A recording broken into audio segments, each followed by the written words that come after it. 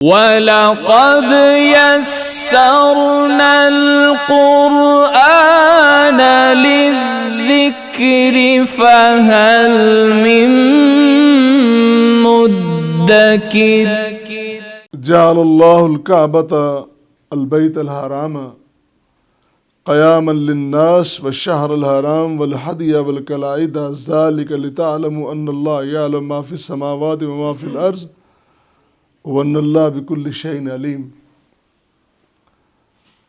اب یہاں شکار کا ذکر کر کے، طعام کا ذکر کر کے، کھانے کا ذکر کر کے پھر آگے فرمایا کہ یہ جو کعبۃ اللہ ہے، یہ جو بیت الحرام ہے، یہ اللہ تعالیٰ نے اس کو حرمت والی جگہ بنا دیا ہے۔ اس کعبہ کو کعبہ کیوں کہتے ہیں؟ یہ مکعب شکل میں ہے، اس کے چاروں کونے، اس کی عرض طول ایک طرح کا ہے، مکعب شکل ہے، لہذا اس کو کعبہ کہا گیا۔ تو اس کعبۃ اللہ کو، اس خانہ خدا کو، اللہ کے گھر کو اللہ تعالیٰ نے حرمت والا احترام کی جگہ بنا دیا ہے کہ وہاں پہ پھول نہیں توڑے جا سکتے، کانٹے بھی نہیں توڑے جا سکتے، سرکنڈے بھی نہیں توڑے جا سکتے۔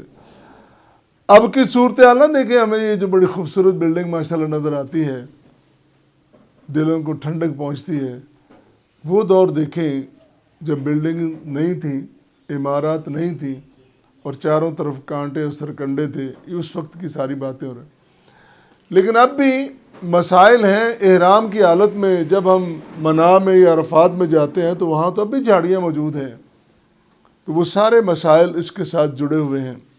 اللہ واللہ فرمایا کہ خانہ کعبہ کو اللہ نے حرمت والی جگہ بنا دیا۔ اس حرمت والی جگہ پہ درخت نہیں کاٹے جا سکتے، پھول نہیں توڑے جا سکتے، کانٹے نہیں توڑے جا سکتے اور شکار بھی نہیں کیا جا سکتا۔ پچھلے درس میں نے عرض کیا تھا کہ نبی کریم صلی اللہ علیہ وسلم جب حدیبیہ کا سفر کیا تھا، وہ جو بڑا معروف واقعہ حدیبیہ والا، وہاں پہ جو صلح ہوئی اور معاہدہ ہوا،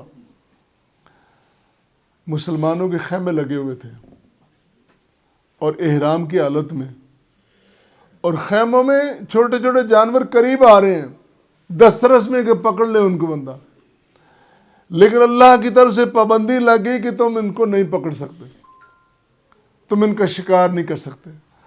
اور مسلمان وہ ہے، مومن وہ ہے، جب اللہ کا حکم آ جائے، جب نبی کریم صلی اللہ علیہ وسلم کا واضح ارشاد آ جائے، حدیث آ جائے، سنت سامنے آ جائے، پھر کوئی اور دلیل نہیں ڈھونڈتا، پھر کسی کی بات نہیں سنتا، پھر اسے کوئی اجتہاد کی ضرورت نہیں، کسی قیاس کی ضرورت نہیں، کسی استشہاد کی ضرورت نہیں،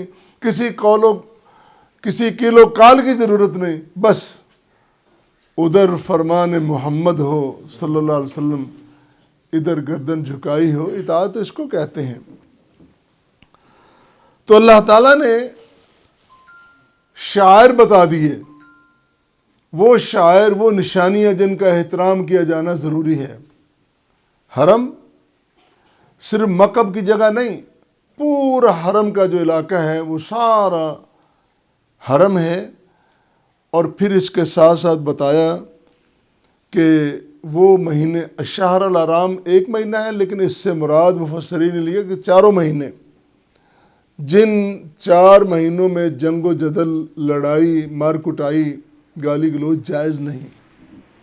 یہ نہیں کہ باقیوں میں جائز ہے، باقیوں میں بھی گالی گلوچ تو جائز نہیں۔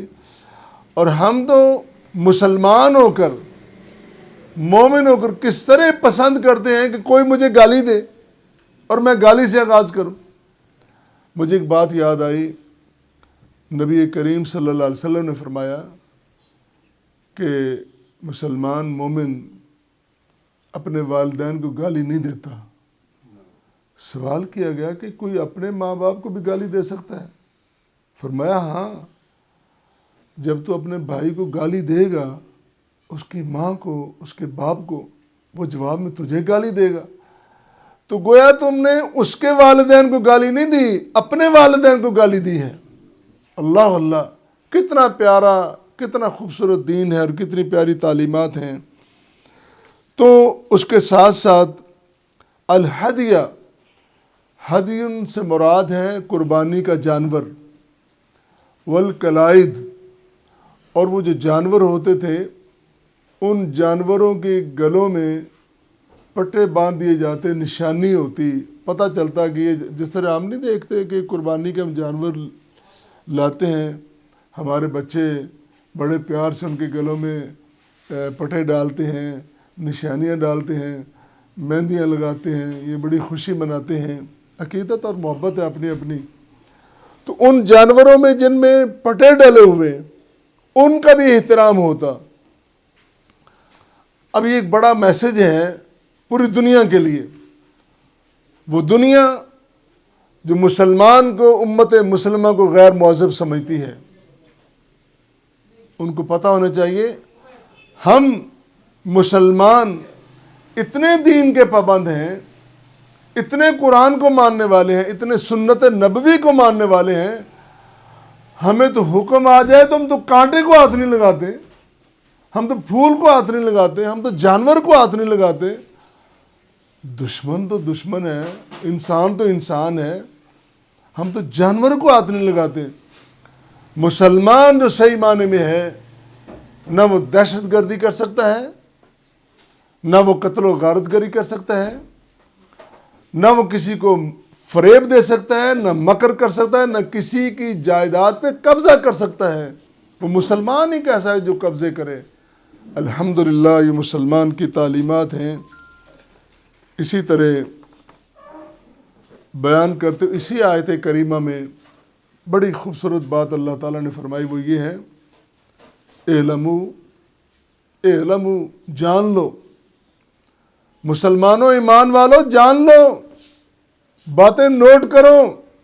یہی مراد ہے نا، نوٹ کرو اس بات کو. اللہ کون سی بات ہے؟ ان اللہ شدید العقاب، اللہ تعالیٰ سخت گرفت والا، سخت سزا دینے والا ہے. جب اللہ تعالیٰ نے سختی کی بات کر لی، ساتھ پھر اللہ تعالیٰ نے محبت کی بات بھی کی ہے. فرمایا کہ میں صرف جبار اور قہار ہی نہیں، میں پکڑنے والا، مارنے والا ہی نہیں، بلکہ ان اللہ غفور الرحیم، میں تو اللہ غفور الرحیم ہوں، میں معاف کرنے والا ہوں، میں بخشنے والا ہوں، میں درگزر کرنے والا ہوں. ایک ہے معاف کرنا، اس سے بھی اگلی صفت ہے کہ درگزر کرنا، اگنور ہی کر دینا. بندے نے غلطی کی، صرف نظر کر دینا، کوئی بات نہیں، میرا بندہ ہے نا، کر لی، چلو چھوڑ دیا. رحیم، رحم کرنے والا، وہ اللہ بڑا کریم ہے. اس جگہ پر دو باتیں ذکر کر کے، شدید العقاب بھی اور غفور الرحیم بھی. اور خوبصورتی کلام کی ہے کہ پہلے اللہ تعالیٰ نے فرمایا شدید العقاب، وہ سخت گرفت والا ہے، سخت سزا دینے والا، سخت. اور ساتھ ہی فرمایا میرے بندوں پریشان نہ ہو جاؤ، میں نے ڈرایا ہے کہ تم غلطیاں نہ کرنا، برائیوں کے پاس نہ جانا، تم تو اچھے بندے ہو، تم تو نیکیاں کرو گے. جب نیکیاں کرو گے، احسان کرو گے، خیر کے کام کرو گے، تو پھر میری غفاری دیکھنا، میری رحیمی دیکھنا، میری کریمی دیکھنا، میری ستاری دیکھنا. میں کتنا بڑا ستار العیوب ہوں، میں کتنا بڑا غفور رحیم ہوں.